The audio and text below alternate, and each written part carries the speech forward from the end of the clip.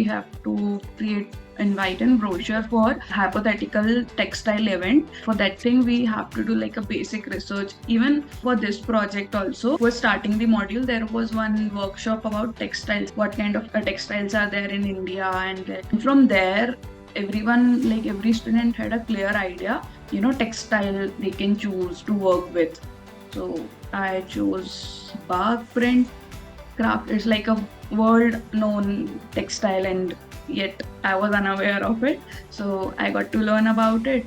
You have to first research about what kind of fabric is it and what is the process of making it, what is the craftsmanship that involves, what was the history of the textile. Since this is how we start our project. Later on, there were mind mapping and design inception. All these are tools that are taught to navigate through your design research. So this is the process where we do the mind mapping, from finding out the elements, the colors, what kind of typography that we can use, layouts, and all those things. It was hypothetical. Everything we have to think by ourselves. I thought of keeping the textile event, the exhibition name as Bagni. Then I took the elements and then created these logo, the motifs, and patterns that I can use in the brochure. And then I did some sketches and then made it on Illustrator. This is how I created the patterns for the design. And then for invite and brochure, again we were taught what kind of folding mechanisms we can use. There were different type of folding mechanisms that are used, type of printing as well, because for packaging especially, we need to know what kind of paper is used and what kind of material is used. Okay, for print media, basically we were even taught what are different types of printing style and machines that are used to do the printing part. And then we explored a multiple folds, how we can relate the type of fold to the type of textile that is being used, like low fidelity to high fidelity layout design, how, and then testing it on, printing it using rough test kind of things. So that is included. And then while we are working, there is a detail feedback session that happens. So when we work on Miro, so we can drop a comment or we can tag the module instructor, and then they can give feedback then and there, and even other people can see what kind of work we are doing and what kind of feedback we are receiving. So even that will help other student as well. Invite and brochure are two different kind of collaterals that we use, right? We send invite to people.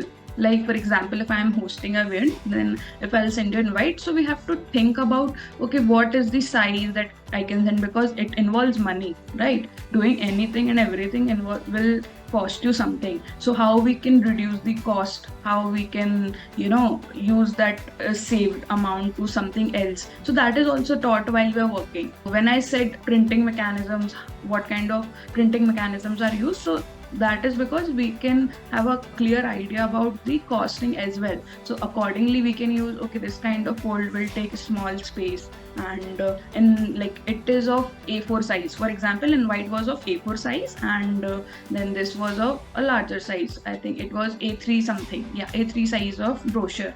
For the brochure, right? So again, the size of paper matters, the type of material of the paper matters. So all those things we keep in mind while we are designing. So when it comes to the industry level, all these things need to be considered, so you can have a cost effective system where you can design and do the stuff, and it looks good as well as it's also pocket friendly. So we have to manage everything, and then all those things are taught while we are doing. So for every mechanism there are different names. So for this it was stepped bifold, and for the invite it was open gate accordion fold. You can see clearly like the outcome here. Okay, so it's a compact way where the Miro has all the detailed version, and then not everyone reads everything, right? So you have to be very precise and in presenting what you are doing. So this is the folding mechanism for invite.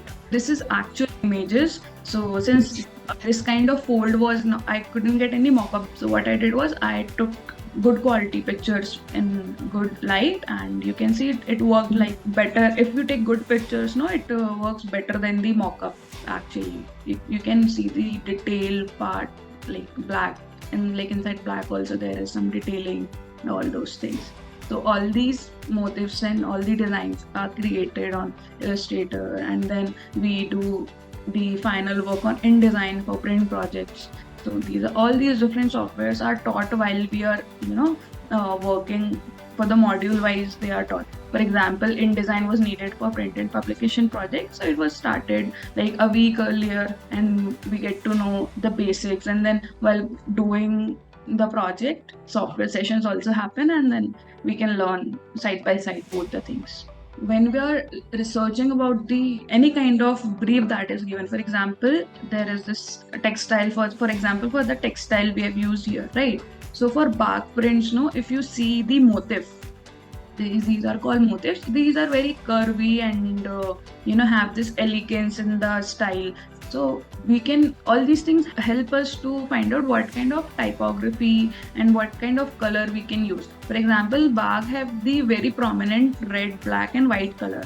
So my design in both the brochure and white has these prominent red, white and black color in different styles. And for typography also, it like from the very starting, from the very first module, we are taught how to choose the typography, as different kind of typefaces depict different kind of emotions. For serifs will have elegance and luxury, and maybe sans serif has this corporate and then modern feel. So all these things are taught beforehand, and like while we are learning as well, that help us to choose the typography and the color. And that's why it's different for every kind of project. In design, the best thing is you cannot just put anything anywhere. You have to give a rationale for why you have choose like this kind of typography, why you choose this kind of color, why this dot is here. Everything is woven very beautifully together. So this was the final result, and yes, so this is like the mock-up that I have added, and then the same goes for brochure design. So this was the process. And the fun part, since I am very into exploring and experimenting with things, so I thought, why not do the same process by myself? Like, okay, I can use the many steps in doing because I cannot create the wood block and all those things. So it's like a little bit of my part going into the process and in the design itself. So I just created the bark print process and everything using natural material what I found it, and then documented it, and then further I used it in brochure design. So this is the spread of brochure, and then how the folds will work. And while we're learning, there is one more thing. After doing everything, we are asked like, what you have learned from this, what were your learnings after creating the final design. And there is also a detailed feedback from external mentor. That external mentor comes and give a detailed feedback, and you can, it is very detailed. If you can see, I've did a notes for every part that needs to be changed, or maybe I can improvise something. So that's how it's done. These were like little changes how I have incorporated, and then this was the final work that I did.